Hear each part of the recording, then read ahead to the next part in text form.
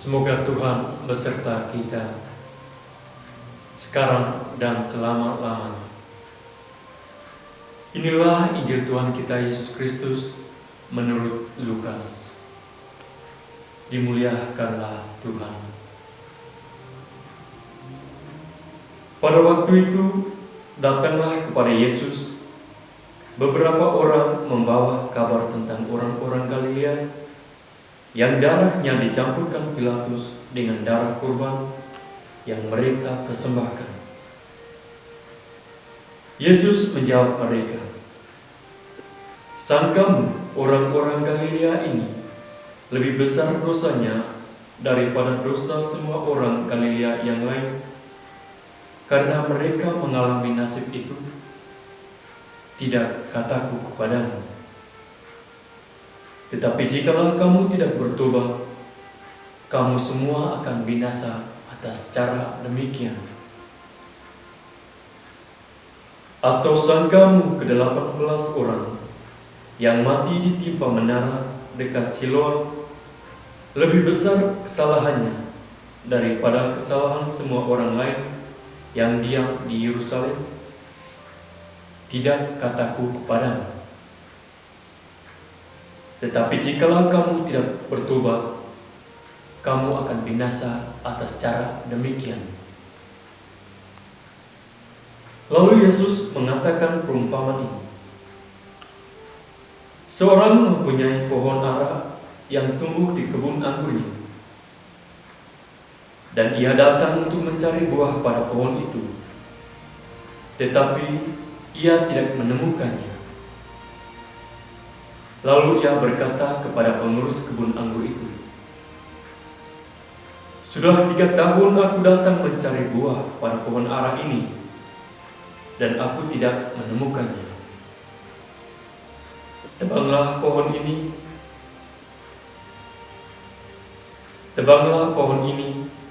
Untuk apa ia hidup di tanah ini dengan percuma?" Jawab orang itu, "Tuan, biarkanlah dia tumbuh tahun ini lagi. Aku akan mencangkul tanah sekelilingnya dan memberi pupuk kepadanya. Mungkin tahun depan ia berbuah, jika tidak, tebanglah dia." Demikianlah Injil Tuhan. Terpujilah Kristus. Sama saudara-saudari pencinta Sang Sabda dimanapun kalian berada.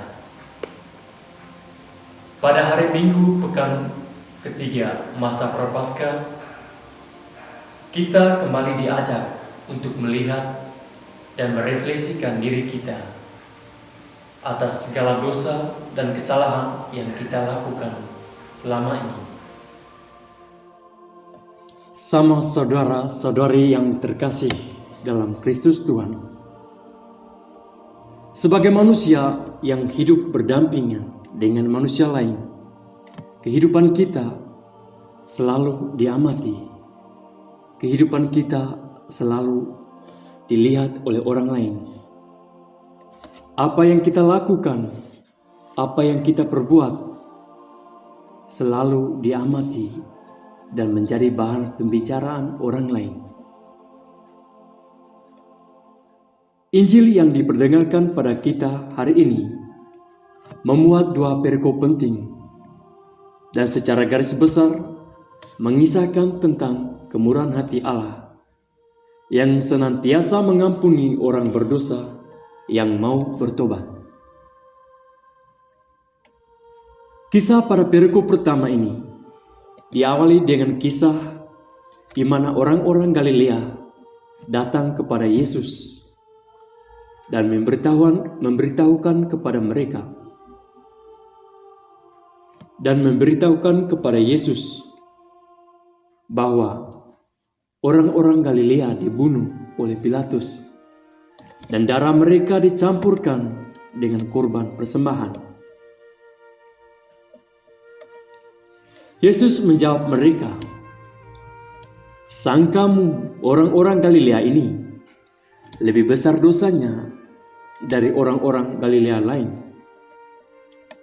Karena kesalahan mereka,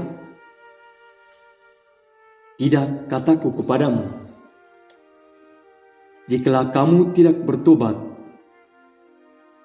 kamu semua akan dihukum atas cara demikian. Sama saudara-saudari yang terkasih dalam Tuhan,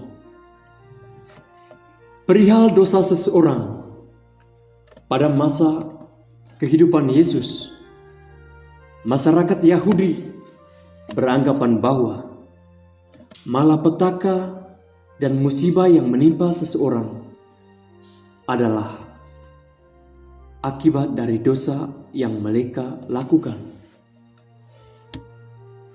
Segala bencana dan musibah yang ditimpa oleh orang-orang tertentu merupakan tanda kedosaan yang mereka perbuat selama hidupnya di dunia. Orang-orang yang mati karena kecelakaan, dibunuh, ataupun mati karena kecelakaan.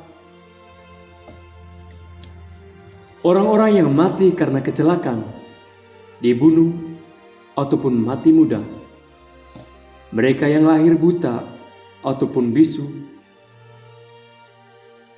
dinilai sebagai orang yang berdosa.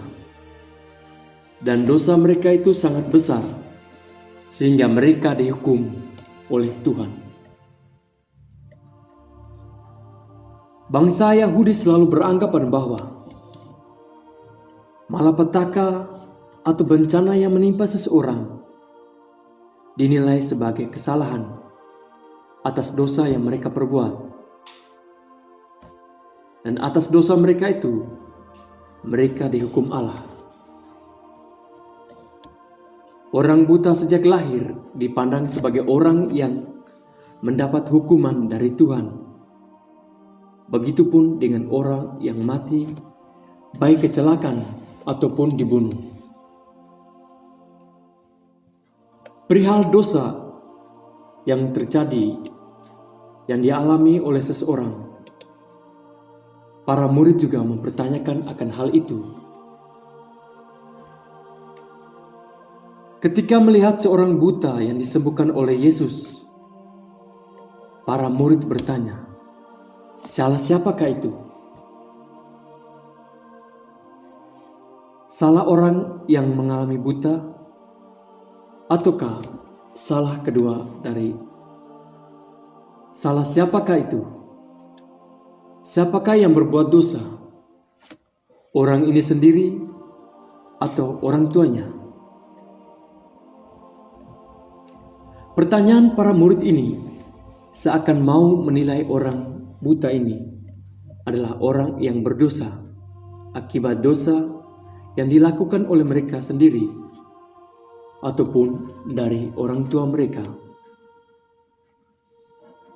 Orang-orang yang seperti ini dianggap dan diberi stigma sebagai orang-orang yang paling buruk, orang-orang yang tidak layak hidup, orang-orang yang pantas untuk dihukum. Mereka beranggapan bahwa seseorang yang dilahirkan cacat secara fisik merupakan dosa diri sendiri dan juga dosa dari kedua orang tua mereka. Anggapan para murid Yesus ini juga menunjukkan identitas orang-orang Yahudi pada masa itu.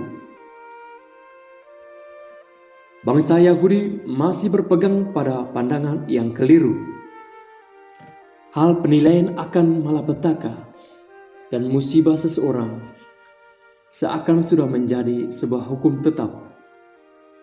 Sehingga setiap kali ketika ada yang mengalami musibah ataupun bencana, mereka melihat itu sebagai dosa. Sehingga Allah menghukum mereka dengan memberikan mereka kematian ataupun cacat. Atas kekeliruan ini, Yesus justru mengajak mereka untuk tidak melihat atau menilai orang-orang dengan cara demikian. Yesus mengajak bangsa Yahudi pada masa itu untuk lebih mengintrospeksi diri, melihat ke dalam hati, melihat diri sendiri atas segala dosa, kesalahan yang dilakukan. Kita tidak perlu melihat orang lain, apalagi memberi stigma kepada mereka bahwa mereka itu orang yang berdosa. Cerita tentang pertobatan dilanjutkan dalam perikop kedua, di mana Allah menunjukkan kemurahan hatinya untuk memberikan kepada kita kesempatan untuk bertobat. Pada perikop kedua diceritakan melalui perumpamaan pohon ara yang tidak berbuah. Pohon ara dilihat sebagai orang Yahudi, dan tuan kebun tersebut adalah Allah. Yesus digambarkan sebagai penjaga kebun. Seorang tuan datang untuk mencari buah pada pohon itu. Sudah 3 tahun aku datang untuk mencari buah pada pohon itu, tetapi ia tidak menemukan buahnya. Dan ia meminta pengurusnya untuk menebang pohon tersebut karena tidak menghasilkan buah. Namun, Yesus meminta kepada Tuhan yang adalah Allah agar pohon tersebut diberi kesempatan kedua. Yesus meminta kepada Allah agar pohon tersebut diberi pupuk dan dicangkul dengan sebaiknya, dan mungkin di tahun berikut pohon tersebut akan menghasilkan buah. Sama saudara-saudari yang terkasih dalam Tuhan, perumpamaan pada perikop kedua ini dengan jelas mengisahkan kepada kita bagaimana Allah menunjukkan dirinya sebagai Allah yang murah hati. Sudah 3 tahun aku datang untuk memetik buah pada pohon ara, namun aku tidak mendapatkan buah. Buahnya. 3 tahun sesungguhnya menggambarkan lamanya pewartaan. 3 tahun menggambarkan 3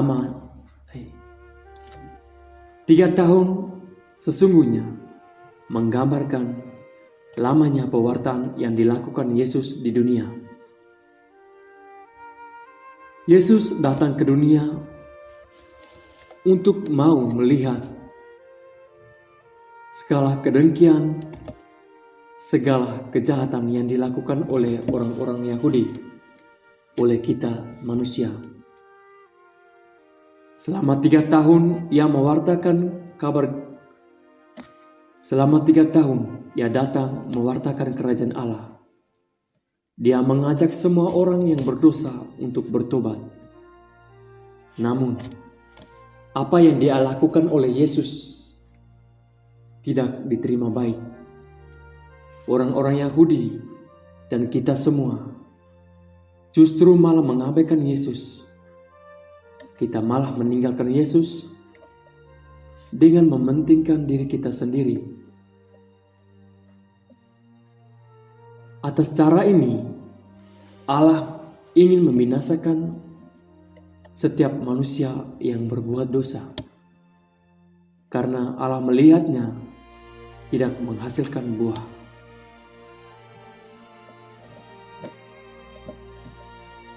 Rencana membinasakan pohon ara ini dibatalkan oleh Yesus.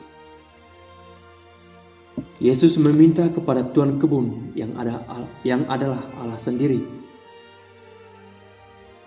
Yesus meminta kepada Tuan kebun yang adalah Allah sendiri agar pohon ara tersebut diberi kesempatan. Mungkin pada tahun berikutnya dia akan menghasilkan buah. Jika tidak, tebanglah pohon itu. Sama saudara-saudari yang terkasih dalam Tuhan, pada hari Minggu pekan ketiga masa Prapaskah, kita semua diajak untuk senantiasa mengintrospeksi diri kita. Kita diajak untuk melihat kesalahan dan dosa kita dan mau bertobat. Allah adalah Allah yang Maha Pengasih. Allah adalah Allah yang murah hati, yang senantiasa menantikan kehadiran kita untuk bertobat, yang senantiasa menantikan kehadiran kita untuk mendekatkan diri kepadanya. Melihat dosa-dosa yang kita lakukan, Allah ingin membinasakan atas perbuatan kita, atas dosa yang kita lakukan, karena kedengkian hati kita sendiri. Namun, Allah sendiri tidak melakukannya. Karena mungkin kesempatan berikutnya, manusia akan bertobat dan menghasilkan buah. Dia masih memberikan kita kesempatan untuk mengintrospeksi diri, untuk berjanji untuk tidak melakukan kesalahan lagi. Sehingga kelak apa yang kita janji, apa yang telah kita persiapkan bisa menghasilkan buah. Namun kita sering mengabaikan perintah Allah tersebut. Kemurahan hati Allah malah kita abaikan. Kita tidak mendengarkan perintah Allah. Kita lebih mementingkan diri kita sendiri dan menjadi pribadi yang hanya mau melihat keburukan orang lain. Kita hanya mau melihat kekurangan orang lain tanpa melihat diri kita sendiri. Kita cenderung menuduh dan menghakimi orang lain dan melihat mereka lebih buruk dari diri kita. Melihat mereka sebagai orang yang berdosa, yang pantas dihukum. Kita cenderung melihat diri kita lebih baik dari orang-orang lain. Kita menjadi sombong, seolah-olah diri kita paling baik dan paling suci dari antara mereka. Tanpa kita sadari, hal ini malah menjatuhkan kita ke dalam dosa akibat kesombongan dan kedengkian hati kita sendiri. Sebagai manusia yang hidup berdampingan dengan manusia lain, kita diajak untuk tidak hanya melihat kesalahan orang lain ataupun keburukan mereka, tetapi bagaimana kita juga melihat diri kita dan mengintrospeksinya agar kita menjadi pribadi yang lebih baik. Kita melihat kekurangan dan kelemahan kita, dan dari kelemahan dan kekurangan itu kita mau bertobat dan mau mendengarkan setiap perintah dan ajakan dari Tuhan. Untuk dapat menghasilkan buah yang baik, kehidupan kita hendaknya juga menerima ataupun mendengarkan nasihat dari Allah. Kita harus siap dan rela dipupuk dengan firman Allah, karena setiap orang yang mau mendengarkan dan menerima untuk dipupuk, dia akan menghasilkan buah. Namun ketika kita menutup diri dan menjauhkan diri dengan Allah, kita malah menjauhkan diri kita. Kita malah menjerumuskan diri kita ke dalam dosa. Kita malah menjauhkan diri kita dengan setiap pewartaan, dengan setiap firman yang diwartakan oleh Yesus. Masa Prapaskah ini menjadi momen berahmat untuk kita melihat kembali kelemahan dan kesalahan kita. Melihat kembali dosa yang kita perbuat selama hidup kita. Mungkin selama hidup kita menjadi pribadi yang sombong. Dan atas cara ini, kita diajak untuk bertobat. Kita diajak untuk mengintrospeksi agar kelak kita menghasilkan buah yang baik. Sama saudara-saudari yang terkasih dalam Tuhan. Sebagaimana dikisahkan dalam Injil Lukas, secara garis besar, Allah mengisahkan dirinya. Secara garis besar diceritakan tentang sosok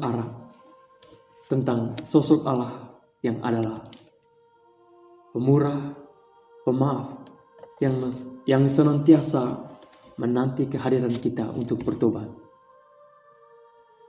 Di masa Prapaskah ini, sekali lagi, Yesus mengajak kita untuk senantiasa menerima setiap firman yang diwartakan oleh Yesus, setiap firman tentang kemurahan hati Allah.